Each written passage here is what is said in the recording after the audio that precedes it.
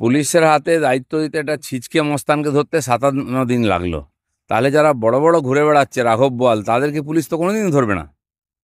নেতারা বলছিলেন 1 সপ্তাহ 2 সপ্তাহ, আমি জানি না পুলিশ প্রশাসন তারা কি করছে। পার্টির স্পোক্সম্যান, পার্টির নেতারা ঠিক করে দিচ্ছেন কাকে কবে ধরা হবে। যাই হোক, ধরা পড়েছে। ওখানকার মানুষ নিরন্তর প্রয়াস করেছেন, লড়াই করেছেন যে এই ধরনের ক্রিমিনালদের ধরা হোক। ধরা পড়েছে, সাধারণ মানুষের দাবি কমপক্ষে মেনেছে পুলিশ।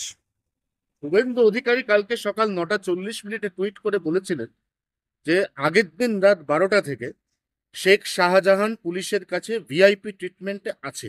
তার উত্তরে অর্জুন সিং একটা পাল্টা টুইট করেন যে যদি শুভেন্দু অধিকারীর কাছে এত কনফার্ম খবর থাকে তিনি টুইট না করে পুলিশকে জানাতে পারতেন। তারপরেই কিন্তু দেখা গেল যে যে টাইমিংটা শুভেন্দু অধিকারী অ্যাপ্রক্স করেছিলেন সেটা কিন্তু ম্যাচ করে গেল।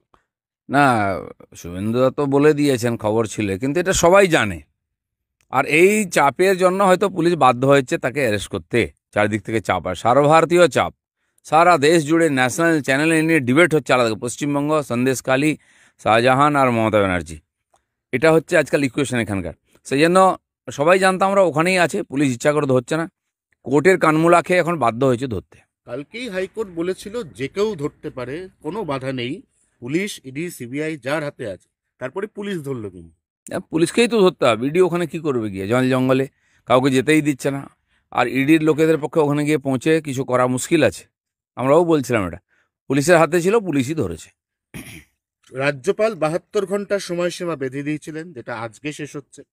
কুণাল ঘোষ 7 দিনের সময়সীমা বেঁধে দিয়েছিলেন, তার আজকে তৃতীয় দিন চলছে। তাহলে কি সবটাই সেট করা ছিল?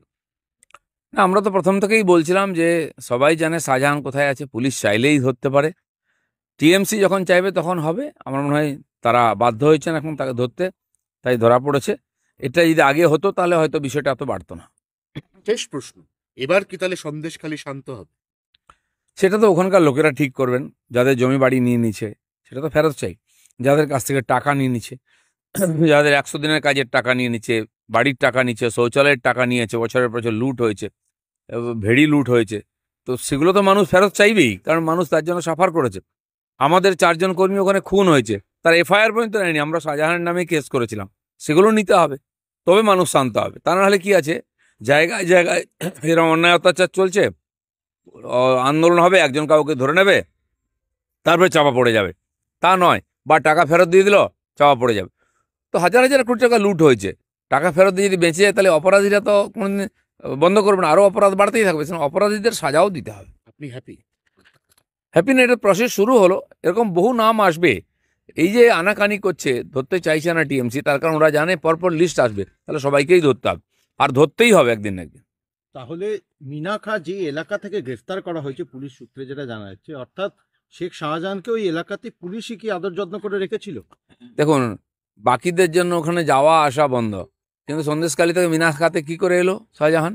তো পুলিশের সমস্ত জানা ছিল, আর পুলিশ না জানলে আসতেও পারে না, পুলিশ ধরতেও পারে না।